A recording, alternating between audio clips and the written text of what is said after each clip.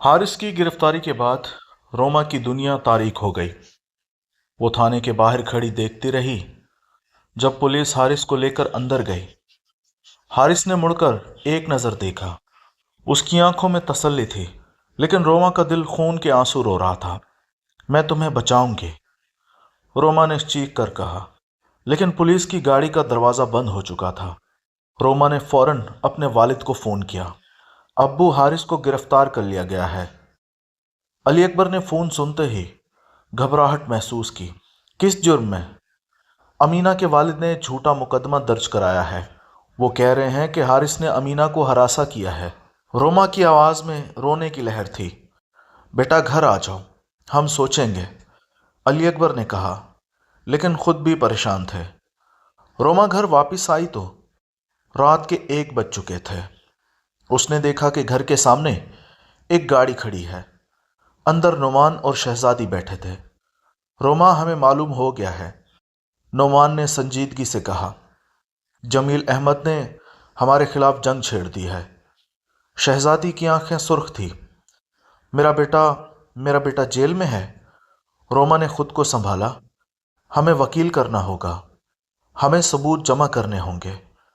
नुमान ने हैरत से रोमा को देखा। तुम हिम्मत नहीं हारना। हारिस ने मुझे हिम्मत ना हारना सिखाया है, रोमा ने मजबूती से कहा, और मैं अब उसके लिए लड़ूंगी। सुबह सवेरे नुमान अपने दोस्त और वकील सिद्दीक अहमद के दफ्तर पहुंचा। सिद्दीक अहमद 60 साल के तजर्बेकार वकील थे, जिन्होंने कई मुश्किल मुकदमात जीते थे। उनका दफ्तर शहर के मरकज में एक पुरानी इमारत में था, जहां दीवारों पर कानून की किताबें भरी हुई थी। नुमान, तुम्हारा बेटा मुश्किल में है, सिद्दीक अहमद ने चश्मे की फ्रेम को दुरुस्त करते हुए कहा। जमील अहमद ताकतवर है, उसके पास बेहतरीन वकील हैं। मैं जानता हूं, नुमान ने मायूसी से कहा, लेकिन हारिस बेकसूर है। अदालत को यकीन दिलाना होगा, सिद्दीक अहमद ने कहा। हमें सबूत चाहिए। अमीना को गवाही देने पर राजी करना होगा। उसी वक्त दफ्तर का दरवाजा खुला और रोमा अंदर आई। मैं माफी चाहती हूं, मैंने सुना है कि आप हारिस के वकील हैं। सिद्दीक अहमद ने रोमा को देखा। तुम वही लड़की हो जिससे हारिस मोहब्बत करता है? जी, रोमा ने हाँ में सर हिलाया। और मैं सबूत लेकर आई हूं। उसने अपने मोबाइल फोन से एक ऑडियो रिकॉर्डिंग चलाई। अमीना की आवाज आ रही थी। हारिस ने मुझे कभी हिरासा नहीं किया। वो हमेशा मेरे साथ इज्जत से पेश आया। मेरे वालिद झूठ बोल रहे हैं। सिद्दीक अहमद के चेहरे पर मुस्कुराहट फैल गई। यह अच्छा सबूत है, लेकिन अदालत में इस केस के लिए हमें ज्यादा सबूत चाहिए होंगे। इंस्पेक्टर फैजान एक ईमानदार पुलिस अफसर थे, जो हाल ही में उस इलाके में तैनात हुए थे। वो 50 साल के थे। उनके चेहरे पर तजर्बे की लकीरें थी। जब उन्होंने हारिस का मुकदमा देखा तो उन्हें फौरन शक हुआ। मैं ये मुकदमा देख रहा हूं, इसमें कुछ गड़बड़ है, फैजान ने अपने सब इंस्पेक्टर से कहा। जमील अहमद का बयान और मौजूदा सबूत में तजाद है। सर, जमील अहमद ताकतवर आदमी हैं, सब इंस्पेक्टर ने कहा। हमें एहतियात से काम करना होगा, ताकत से नहीं डरते। मैं सच्चाई का पीछा करूंगा। फैजान ने हारिस से मिलने का फैसला किया। जेल में हारिस को अलहदा सेल में रखा गया। फैजान ने उसे देखा तो हैरान रहा। हारिस की आंखों में डर नहीं था, सिर्फ एतमाद था। तुम्हें मालूम है तुम पर क्या इल्जाम है? फैजान ने हारिस से पूछा। जी, और ये झूठा है। मैंने अमीना को कभी हिरासा नहीं किया। वो मेरी दोस्त है। तुम्हारे पास सबूत है? फैजान ने पूछा। हारिस ने मुस्कुराकर कहा, मेरा एक ही सबूत है, मेरा ज़मीर, और अमीना खुद गवाही देगी। अमीना अपने कमरे में बंद थी। उसके वालिद ने उसे घर से बाहर निकलने से मना कर दिया था। वो अपने फैसले पर पछता रही थी कि उसने हारिस की शादी को ख़त्म करने में मदद की थी। मैंने क्या किया? अमीना ने खुद से पूछा। मैंने हारिस की मदद करना चाही थी, लेकिन मेरे वालिद ने उसे कैद करवा दिया। उसी वक्त उसका मोबाइल फ़ोन बजा। فون پر اس کی بہترین دوست سارا تھی۔ سارا ایک جرت مند لڑکی تھی جو ہمیشہ سچ کے لیے کھڑی ہوتی تھی۔ امینا، میں نے سنا ہے تمہارے والد نے کیا کیا ہے؟ سارا نے فون پر پوچھا۔ انہوں نے حارث کے خلاف جھوٹا مقدمہ درج کیا ہے، امینا نے روتے ہوئے کہا۔ اور تم خاموش بیٹھی ہو؟ سارا نے غصے سے کہا۔ امینا، تمہیں عدالت میں سچ بتانا ہوگا، لیکن میرے والد وہ مجھے معاف نہیں کریں گے۔ اگر تم سچ نہیں بولو گی تو ایک معصوم شخص کو جیل ہو جائے گی، اور تمہاری دوستی کا کیا ہوگا؟ امینا نے فون بند کیا اور سوچ میں پڑ گئی۔ اس سے اپنے والد کا خوف تھا، لیکن اسے حارث کے لیے انصاف کا بھی خیال تھا۔ تیسرے دن حارث کی پہلی عدالتی پیشی ہوئی۔ عدالت کمرہ نمبر 4 بھرا ہوا تھا۔ روما، نعمان شہزادی اور صدیق احمد موجود تھے۔ دوسری طرف جمیل احمد اور ان کا وکیل راحت اللہ موجود تھے۔ راحت اللہ مشہور وکیل تھے جن کی فیس بہت زیادہ تھی۔ ہاں جناب جج صاحب، ہمارے موکل کی بیٹی امینا احمد کو حارث شیخ نے مسلسل ہراساں کیا ہے، راحت اللہ نے زوردار آواز میں کہا۔ انہوں نے اسے فون کال کی ہیں، تحفے بھیجے ہیں اور اسے دھمکیاں بھی دی ہیں۔ صدیق احمد نے کھڑے ہو کر کہا، جناب جج صاحب، یہ تمام الزامات جھوٹے ہیں، میرا موکل اور امینا صرف دوست ہیں۔ جج صاحب نے دونوں طرف دیکھا۔ گواہ موجود ہیں؟ جی جناب، ہمارے سب سے اہم گواہ۔ جی جناب، ہمارا سب سے اہم گواہ خود امینا احمد ہے، راحت اللہ نے کہا۔ لیکن امینا احمد عدالت میں موجود نہیں، جج نے نوٹ کیا۔ جمیل احمد نے کھڑے ہو کر کہا، جناب میری بیٹی بیمار ہے، وہ عدالت نہیں آ سکتی۔ روما نے اچانک کھڑے ہو کر کہا، جناب جج صاحب، میں ایک ثبوت پیش کرنا چاہتی ہوں۔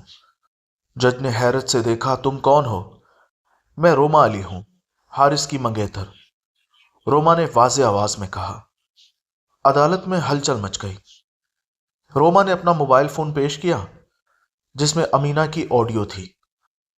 آڈیو سنتے ہی جمیل احمد کا چہرہ پیلا پڑ گیا۔ انسپکٹر فیضان نے اپنی تحقیقات شروع کی۔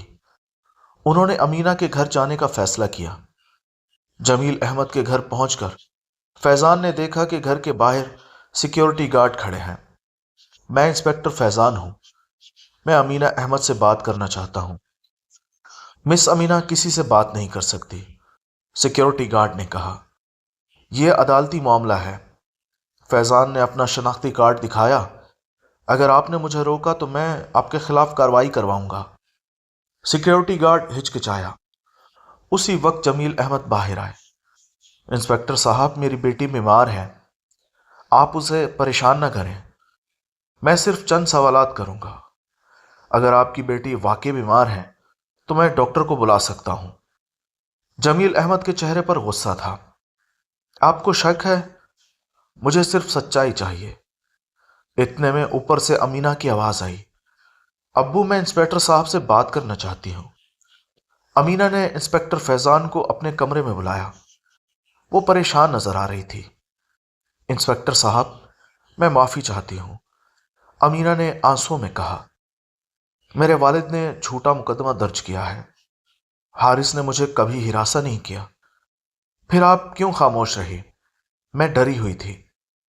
میرے والد نے کہا کہ اگر میں نے سچ بتا دیا تو وہ مجھے گھر سے نکال دیں گے، لیکن اب میں نہیں ڈرتی، میں عدالت میں سچ بولوں گی۔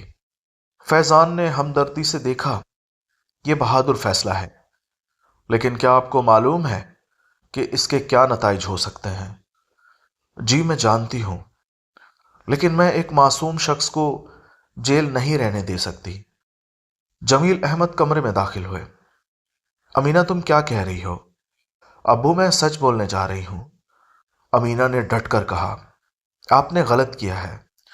زینب ایک نوجوان اخبار نویس تھی جو انصاف کی جنگ لڑتی تھی۔ اس نے حارث کے مقدمے کے بارے میں سنا تو اسے محسوس ہوا کہ اس میں کچھ گڑبڑ ہے۔ اس نے تحقیقات شروع کی۔ زینب نے سب سے پہلے روما سے ملنے کا فیصلہ کیا۔ روما کے گھر پہنچ کر اس نے دیکھا کہ روما اور علی اکبر پریشان بیٹھے ہیں۔ انصاف کی آواز اخبار سے۔ زینب نے تعارف کروایا، میں حارث کے مقدمے پر رپورٹنگ کر رہی ہوں، آپ ہماری مدد کرنا چاہتی ہیں؟ روما نے حیرت سے پوچھا۔ میں سچ کو سامنے لانا چاہتی ہوں، اگر حارث واقعی بے قصور ہے تو میں اس کی آواز بنوں گی۔ روما نے زینب کو سارا واقعہ سنایا۔ زینب نے نوٹس لیے، مجھے امینہ سے ملنا ہوگا، لیکن اس کے والد اسے کسی سے ملنے نہیں دیتے۔ زینب نے مسکرا کر کہا، میں ایک اخبار نویس ہوں، مجھے لوگوں سے ملنے کا طریقہ معلوم ہے۔ زینب نے امینہ سے ملنے کے لیے ایک چال چلی۔ اس نے جمیل احمد کی فیکٹری کے بارے میں ایک مثبت رپورٹ لکھنے کا وعدہ کیا۔ جمیل احمد نے خوش ہو کر زینب کو اپنے گھر آنے کی دعوت دی۔ گھر پہنچ کر زینب نے فیکٹری کے بارے میں سوالات پوچھے، لیکن اس کی نظر امینہ پر تھی جو ایک کونے میں بیٹھی تھی۔ کیا میں آپ کی بیٹی سے بھی چند سوالات پوچھ سکتی ہوں؟ نوجوانوں کی رائے بہت عام ہوتی ہے۔ جمیل احمد ہچکچایا لیکن پھر مان گیا۔ زینب اور امینہ الگ کمرے میں گئیں۔ امینہ، میں تمہاری مدد کرنا چاہتی ہوں، زینب نے فوراً کہا۔ میں جانتی ہوں کہ تمہارے والد نے جھوٹا مقدمہ درج کرایا ہے۔ امینہ حیران رہ گئی۔ آپ کو کیسے معلوم ہے؟ میرا کام ہے حقائق تلاش کرنا۔ تمہیں سچ بولنا ہوگا، میں تمہاری حفاظت کروں گی۔ لیکن میرے والد، امینہ نے کہنا چاہا، تمہارے والد غلط ہیں اور تمہیں اس غلطی کو درست کرنا ہوگا۔ میں تمہاری کہانی شائع کروں گی، پورا ملک جانے گا کہ حارث بے قصور ہے۔ امینہ نے تھوڑی دیر سوچا۔ ٹھیک ہے، میں تیار ہوں۔ کریم بخش پچھلے 30 سال سے شیخ خاندان کا وفادار ملازم تھا۔ وہ 60 سال کا بوڑھا تھا جو نعمان کے والد کے وقت کو جانتا تھا۔ جب اس نے حارث کی گرفتاری کے بارے میں سنا تو وہ بہت پریشان ہوا۔ کریم بخش نے نعمان سے ملنے کا فیصلہ کیا۔ دفتر پہنچ کر اس نے دیکھا کہ نعمان پریشان بیٹھا ہے۔ صاحب، مجھے آپ سے ایک اہم بات کرنی ہے۔ کیا بات ہے کریم بخش؟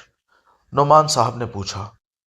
یہ جمیل احمد کا معاملہ میں کچھ جانتا ہوں، کریم بخش نے ہچکچاتے ہوئے کہا۔ نعمان صاحب نے توجہ سے سنا۔ کیا؟ بہت سال پہلے جب آپ کے والد زندہ تھے، جمیل احمد نے ان کے ساتھ دھوکہ کیا تھا، کریم بخش نے کہا۔ انہوں نے ایک بڑا کاروباری معاہدہ توڑا تھا۔ آپ کے والد نے انہیں معاف کر دیا تھا، لیکن جمیل احمد نے کبھی معافی نہیں مانگی۔ یہ میں نے کبھی نہیں سنا۔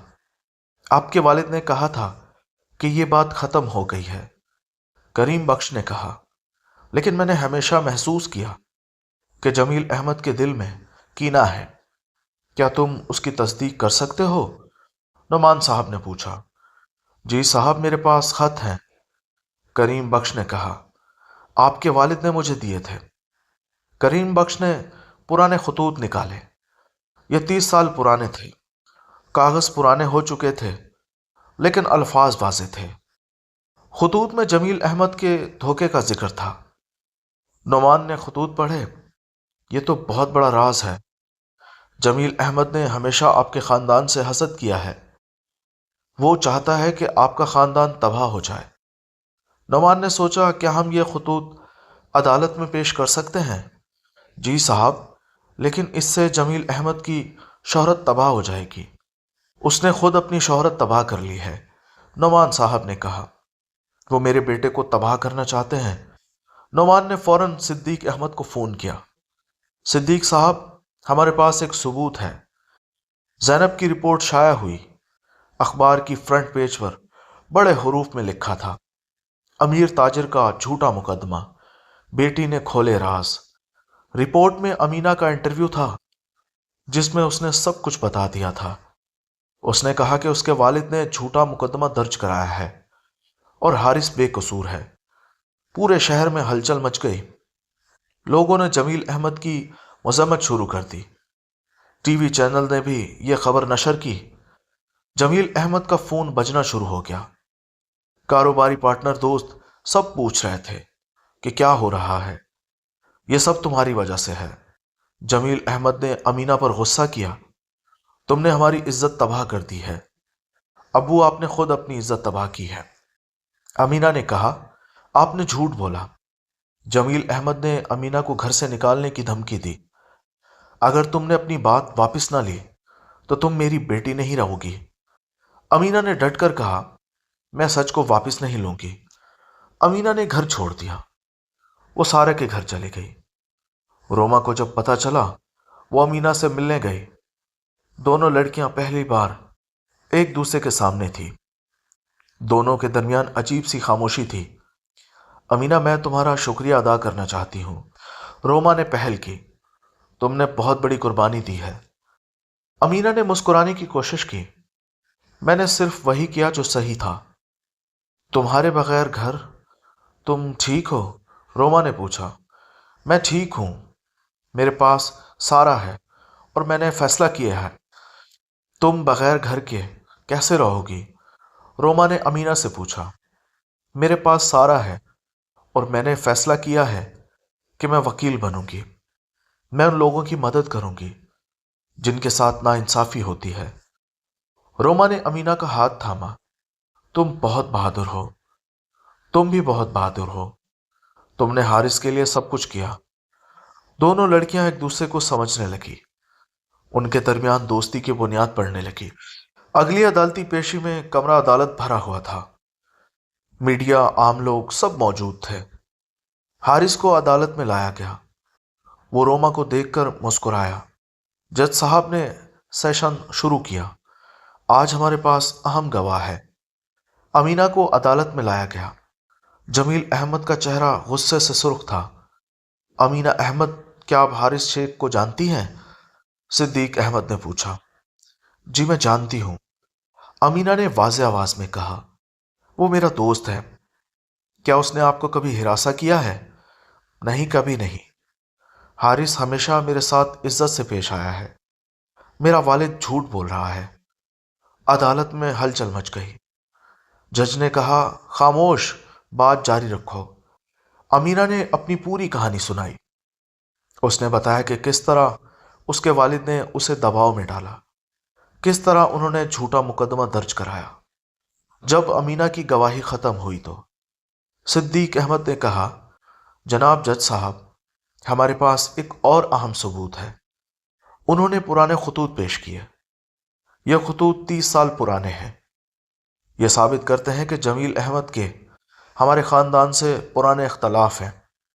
انہوں نے ہمارے ساتھ دھوکہ کیا تھا۔ جمیل احمد کا چہرہ سفید ہو گیا۔ یہ جھوٹ ہے۔ یہ خطوط آپ ہی کے ہاتھ کے لکھے ہوئے ہیں۔ صدیق احمد نے کہا، ہم ہاتھ کی لکھائی کا موازنہ کر سکتے ہیں۔ جج نے خطوط دیکھے۔ یہ سنگین الزامات ہیں۔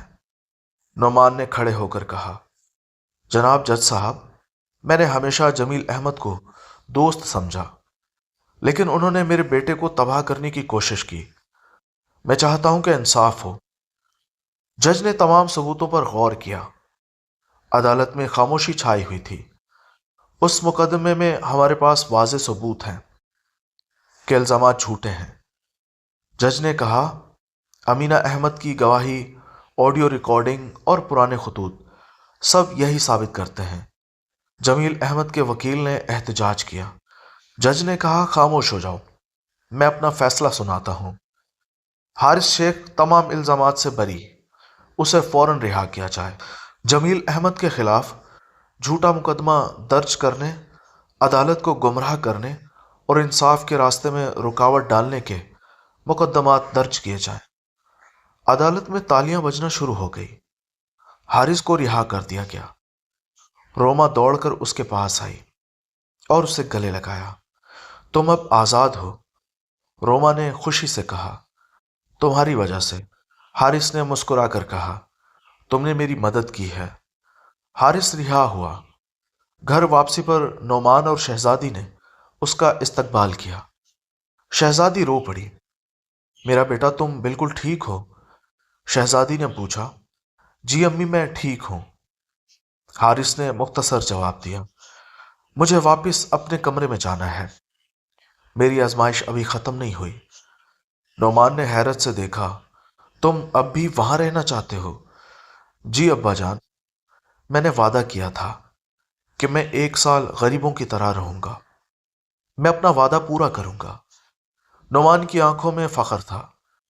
तुम बाकी बदल गए हो। तुम पर फख्र करता हूं। जमील अहमद के खिलाफ मुकदमात दर्ज हुए। उनकी शोहरत तबाह हो गई। कारोबारी पार्टनर ने उनसे ताल्लुकात खत्म कर लिए। एक दिन जमील अहमद नुमान से मिलने आए। वो बहुत बदल चुके थे। नुमान, मैं माफी मांगने आया हूं। जमील अहमद ने कहा, मैंने बहुत बड़ी गलती की थी। नुमान ने उसे धोखा दिया। तुमने मेरे बेटे को तबाह करना चाहा। मैं जानता हूं, मैं हिमाकत में था। मैंने हमेशा तुमसे हसद किया। तुम्हारे पास सब कुछ था, कामयाब खानदान, बेटा। मैंने सोचा अगर मैं तुम्हारे बेटे को तबाह कर दूं तो तुम भी मेरी तरह हो जाओगे। लेकिन तुम्हारी बेटी ने तुम्हें सच बता दिया। नुमान ने कहा, वो तुमसे बेहतर इंसान है। जमील अहमद ने सर झुका लिया।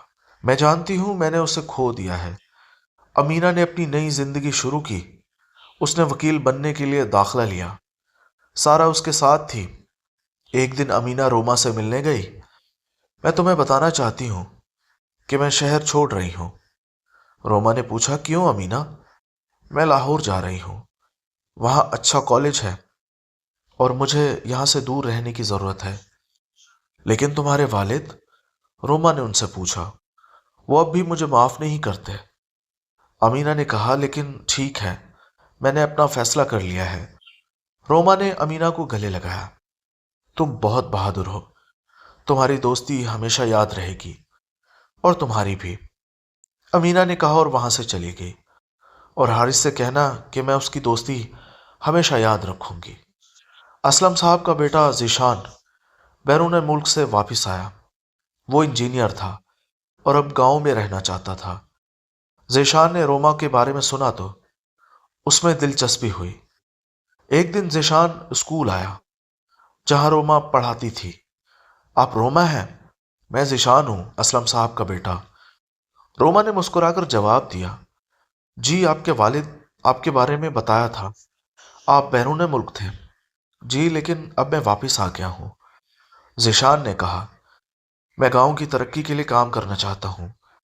यह अच्छी बात है। जीशान ने रोमा को देखा। मैंने आपके बारे में सुना है। आप बहुत हिम्मत वाली हैं। रोमा ने शर्माते हुए सर झुका लिया। मैंने सिर्फ वही किया जो सही था। जीशान के दिल में रोमा के लिए दिलचस्पी पैदा हुई, लेकिन उसे मालूम नहीं था कि रोमा हारिस से मोहब्बत करती है। जीशान ने फौरन रोमा से मिलने के बहाने तलाश करने शुरू किए। वो स्कूल आया, गांव के कामों में मदद की पेशकश की। एक दिन जीशान ने रोमा को खेत में देखा। वो उसके पास आया। आपको मदद चाहिए? नहीं, मैं ठीक हूं, रोमा ने कहा। मैं आपके बारे में सुनकर बहुत मुतासिर हुआ। जीशान ने रोमा से कहा, आपने बहुत मुश्किलात का सामना किया है। जिंदगी मुश्किलात ही से बनती है। रोमा ने मुख्तसर जवाब दिया। आपके पास कोई है? मेरा मतलब, क्या आपकी शादी हो चुकी है? जीशान ने हिचकिचाते हुए पूछा। रोमा ने मुस्कुराकर कहा, मैं किसी के मंगेतर हूं। जीशान का चेहरा उतर गया। ओह, माफ कीजिए, मैं नहीं जानता था। कोई बात नहीं, रोमा ने मुख्तसरन जवाब दिया।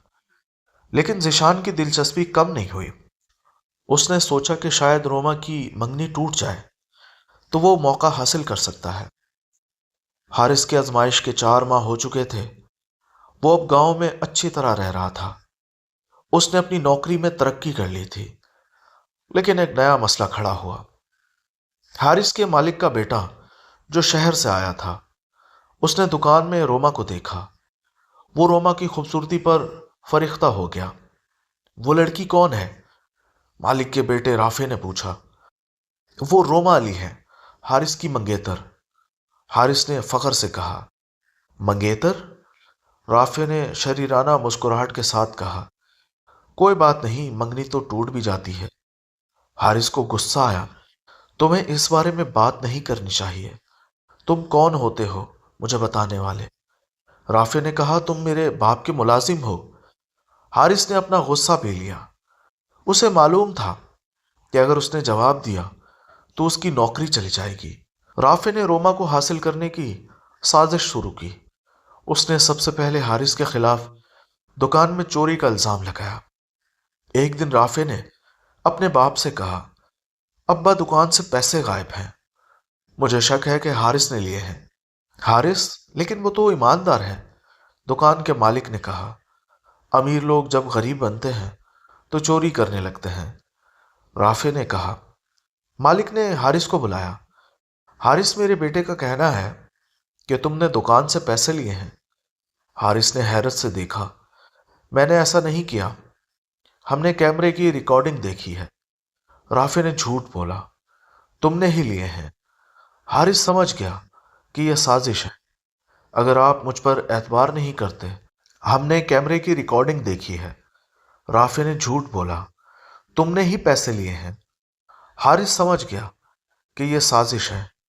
اگر آپ مجھ پر اعتبار نہیں کرتے تو میں نوکری چھوڑ دیتا ہوں۔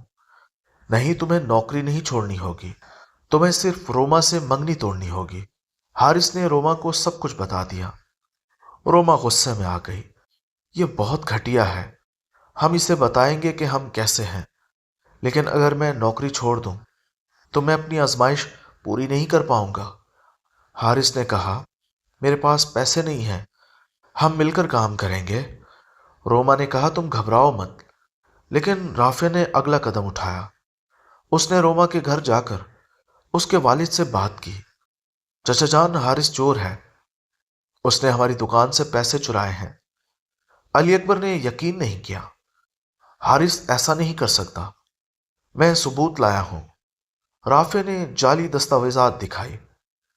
اگر روما نے اس سے شادی کی تو وہ بھی بدنام ہوگی۔ علی اکبر پریشان ہو گئے۔ انہوں نے روما سے بات کی، بیٹا کیا یہ سچ ہے؟ نہیں ابو جان، یہ جھوٹ ہے، رافع مجھے حاصل کرنا چاہتا ہے، اس نے حارث کے خلاف سازش کی ہے۔ ذیشان کو جب یہ پتہ چلا تو اس نے روما کی مدد کرنے کا فیصلہ کیا۔ وہ رافع سے ملنے گیا۔ تم رافع ہو اور میں ذیشان ہوں، میں نے سنا ہے کہ تم نے حارث کے خلاف جھوٹا الزام لگایا ہے، تم کون ہوتے ہو مجھے بتانے والے؟ رافع نے غصے سے کہا، میں وہ ہوں جو تمہاری سازش کو بے نقاب کروں گا۔ اگر تم نے حارث کو نوکری سے نہیں نکالا تو میں پولیس کو بتاؤں گا کہ تم نے جعلی دستاویزات بنائی ہیں۔ رافع گھبرا گیا، تم ثبوت نہیں دے سکتے؟ میں انجینئر ہوں، ذیشان نے کہا، مجھے پتا ہے کہ جعلی دستاویزات کیسے پہچانی جاتی ہیں، اور میں نے تمہاری دکان کے کیمرے چیک کیے ہیں، ان میں کچھ بھی نہیں ہے۔ رافع ہار مان گیا۔ ٹھیک ہے، میں حارث کو نوکری پر رکھوں گا۔ نہیں، تم حارث سے معافی بھی مانگو گے؟ ذیشان نے کہا، ورنہ میں تمہارے باپ کو سب بتا دوں گا۔ رافع مجبور ہو گیا۔ اس نے حارث سے معافی مانگی، میں معافی چاہتا ہوں، میں نے غلط کیا۔ حارث نے معاف کر دیا، لیکن تمہیں وعدہ کرنا ہوگا کہ تم کبھی کسی کے ساتھ ایسا نہیں کرو گے۔ میں وعدہ کرتا ہوں۔ رافع کے باپ کو جب پتہ چلا تو اس نے رافع کو ڈانٹا، تم نے ہماری عزت کو خطرے میں ڈال دیا، تمہیں شہر واپس جانا ہوگا۔ رافع شہر واپس چلا گیا۔ حارث کی نوکری محفوظ ہو گئی۔ روما نے ذیشان کا شکریہ ادا کیا، آپ نے ہماری بہت مدد کی۔ کوئی بات نہیں، میں صرف انصاف کے لیے کھڑا ہوں۔ لیکن ذیشان کے دل میں روما کے لیے محبت بڑھتی جا رہی تھی۔ اسے معلوم تھا کہ روما کسی اور سے محبت کرتی ہے، لیکن وہ امید نہیں چھوڑ رہا تھا۔ حارث کی آزمائش کے 6 ماہ ہو چکے تھے۔ اب اس کے سامنے ایک نیا چیلنج آیا۔ گاؤں کے سردار نے فیصلہ کیا کہ وہ گاؤں کی ترقی کے لیے ایک کمیٹی بنائے گا۔ اس کمیٹی میں حارث اور ذیشان دونوں کو شامل کیا گیا۔ پہلی میٹنگ میں سردار نے کہا، ہم گاؤں میں ایک ہسپتال بنانا چاہتے ہیں، ہمیں فنڈز چاہیے۔ حارث نے ایک آئیڈیا پیش کیا، ہم گاؤں کے نوجوانوں سے مدد لے سکتے ہیں، ہم فنڈ ریزنگ پروگرام کر سکتے ہیں۔ ذیشان نے بھی اپنا آئیڈیا پیش کیا، میں اپنے دوستوں سے مدد لوں گا، میں انہیں یہاں بلاؤں گا۔ سردار نے دونوں آئیڈیاز پسند کیے۔ ٹھیک ہے، تم دونوں مل کر کام کرو۔ حارث اور ذیشان مل کر کام شروع کیا۔ ابتدا میں دونوں کے درمیان کشیدگی تھی، لیکن جلد ہی انہوں نے محسوس کیا کہ وہ ایک اچھی ٹیم بنا سکتے ہیں۔ ذیشان کی بہن زینب اخبار نویس گاؤں آئی۔ اس نے اپنے بھائی کو دیکھا تو محسوس کیا وہ کس پریشانی میں ہے۔ تمہیں کیا ہوا ہے؟ زینب نے پوچھا۔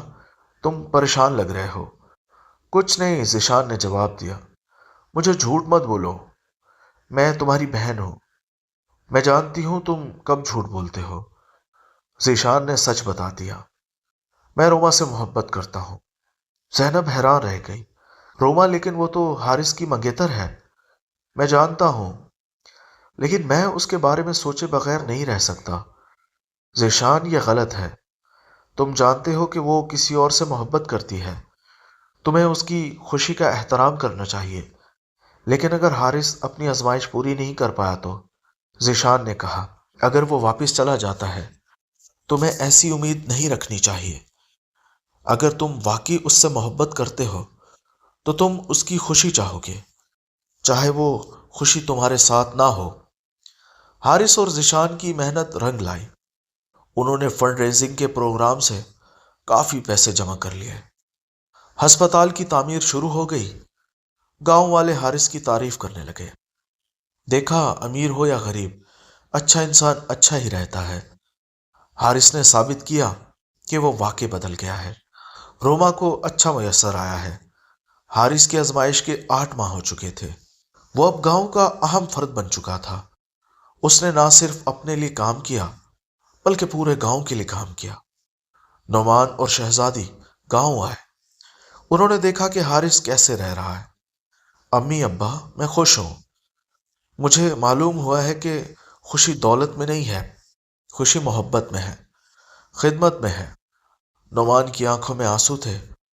میں تم پر فخر کرتا ہوں۔ تم نے مجھے سکھایا کہ زندگی کا مطلب کیا ہے۔ حارث کی آزمائش کو 9 ماہ ہو چکے تھے۔ صرف 3 ماہ باقی تھے۔ سب کچھ اچھا چل رہا تھا، لیکن ایک نیا خطرہ نمودار ہوا۔ سلیم، جو فرار ہو گیا تھا، واپس آ گیا۔ وہ چھپ کر رہ رہا تھا اور انتقام کی سازش کر رہا تھا۔